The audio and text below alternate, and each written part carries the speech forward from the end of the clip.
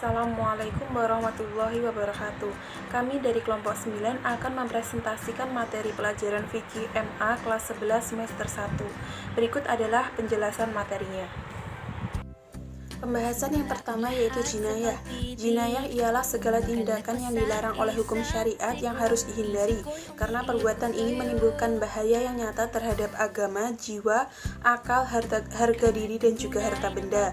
Jinayah meliputi tindak kejahatan pembunuhan dan juga penganiayaan, serta sanksi hukumnya itu berupa qisas, diah, dan juga kafarah. Yang pertama yaitu pembunuhan. Pembunuhan adalah perbuatan manusia yang mengakibatkan hilangnya nyawa seseorang, baik dengan sengaja ataupun tidak, baik dengan alat yang mematikan ataupun dengan alat yang tidak mematikan. Macam-macam pembunuhan itu ada 3. Yang pertama pembunuhan sengaja, yaitu pembunuhan yang telah dirancanakan ataupun dengan menggunakan alat yang mematikan.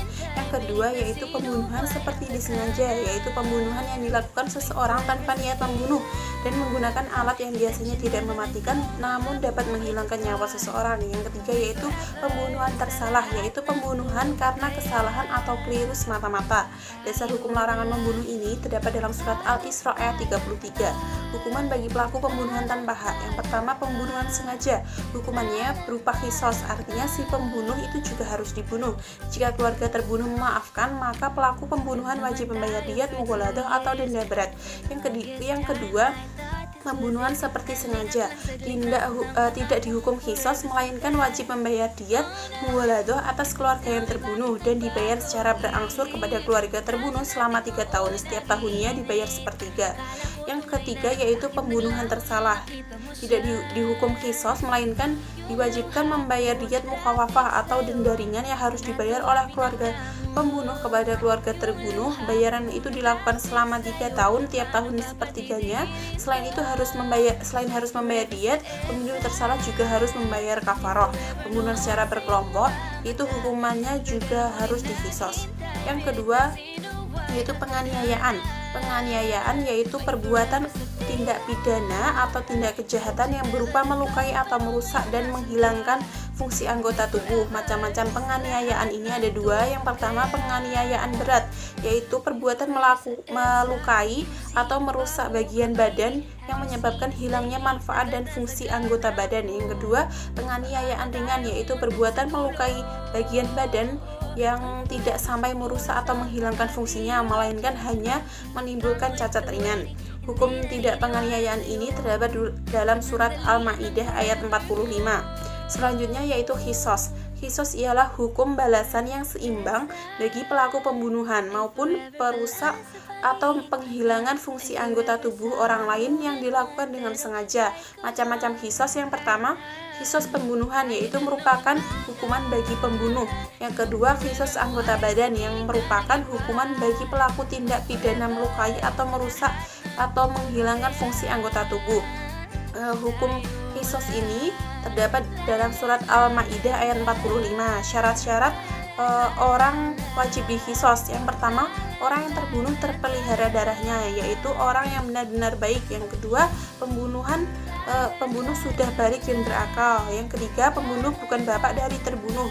Yang keempat, orang yang dibunuh sama derajatnya dengan orang yang membunuh atau tidak lebih rendah. Hikmah qisas. Yang pertama, dapat memberikan pelajaran bagi kita bahwa keadilan harus ditegakkan. Yang kedua, dapat memelihara keamanan dan ketertiban. Dan yang ketiga, dapat mencegah pertentangan dan permusuhan yang mengundang terjadinya pertumpahan darah. Selanjutnya yaitu diyat.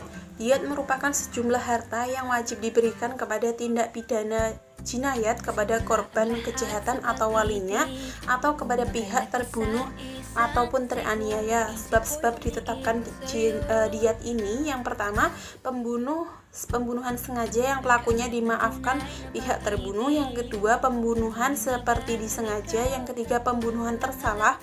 Yang keempat pembunuhan lari akan tetapi identitasnya diketahui secara jelas. Dalam konteks ini diyat dibebankan oleh keluarga terbunuh. Dan yang terakhir qisas itu sulit dilaksanakan, maka dilaksanakan diyat. Macam-macam diyat itu ada diyat mughaladah atau denda berat. Yang kedua ada diyat mukhafafah atau denda ringan. Dan yang selanjutnya yaitu ada hikmah diyat. Hikmah diet sebagai alat pencegah pertumpahan darah dan sebagai obat hati dari rasa dendam. Dan yang terakhir ada kafaroh. Pengertian kafaroh adalah denda yang wajib dibayarkan seseorang yang telah melanggar larangan Allah. Kafaroh itu merupakan tanda taubat kepada Allah dan penebus dosa. Macam-macam kafaroh itu ada kafaroh pembunuhan. Seorang pembunuh selain dihadapkan pada salah satu pilihan dari dua pilihan, yaitu kisos atau membayar diat, dia juga diwajibkan membayar kafaroh. Kafaroh bagi pembunuh adalah memerdekakan budak muslim. Jika tidak mampu melakukannya, maka bisa dengan berpuasa 2 bulan berturut-turut. Hikmah adanya kafaroh ini, yang pertama, manusia benar-benar menyesali perbuatan yang keliru, telah berbuat dosa kepada Allah dan merugikan sesama manusia. Yang kedua, menuntut manusia agar segera bertaubat kepada Allah atas tindakan maksiat yang ia lakukan. Dan yang terakhir yaitu menstabilkan mental manusia hingga ia merasakan ketenangan diri karena tuntutan agama membayar kafaroh itu telah ia tunaikan. Selanjutnya saya di sini akan menjelaskan tentang hudud dan bugot. Hudud adalah bentuk jamak dari kata had yang berarti pembatasan antara dua hal. Pembahasan mengenai hudud yaitu ada masalah zina, qadzaf atau menuduh orang lain berbuat zina, meminum khamr, mencuri dan hirobah. Yang pertama yaitu zina. Zina adalah perbuatan keji yang dilarang Allah. Perbuatan zina akan menurunkan derajat kehidupan manusia. Zina dibagi menjadi 2 macam. Yang pertama yaitu zina muhsan dan ghairu muhsan. Zina muhsan yaitu praktek zina yang dilakukan oleh orang yang sudah pernah menikah. Hukumnya dirajam hingga mati. Dan yang kedua yaitu zina ghairu muhsan, yaitu praktek zina yang dilakukan oleh seseorang yang belum pernah menikah. Hukumnya didera 100 kali dan ditambah dengan hukuman pengasingan selama 1 tahun. Yang kedua yaitu qadzaf, adalah menuduh sedang melakukan praktek zina. Penuduh yang tidak dapat mengemukakan 4 orang saksi didera 80 kali. Dan yang ketiga yaitu khamr, adalah segala jenis minuman atau lainnya yang dapat menamabukkan atau menghilangkan kesadaran. Khamr berdampak pada sisi jasmani dan rohani.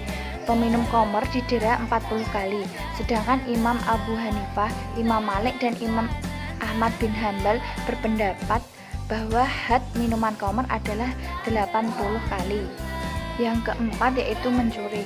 Mencuri adalah perbuatan seorang mukallaf atau balik dan berakal mengambil harta orang lain secara sembunyi-sembunyi mencapai jumlah 1 nisab dari tempat simpanannya, dan orang-orang yang mengambil tersebut tidak mempunyai andil pemilikan terhadap barang yang diambil.